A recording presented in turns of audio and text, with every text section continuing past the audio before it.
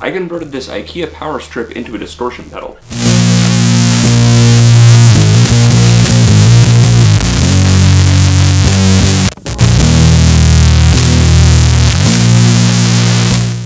So the reason this is able to affect sound is this switch right here.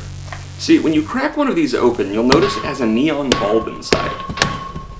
Then, if I run the guitar signal the wrong direction through a transformer I pulled out of a laptop power brick, it'll bring the voltage up high enough to strike an arc.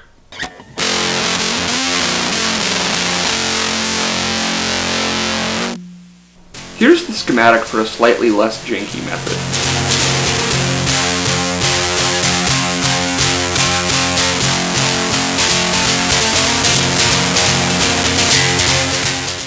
If you do choose to make one of these out of a power strip though, please do yourself a favor and cut the wires going to the plug. Because if you don't, and you plug it in, you will end up with a very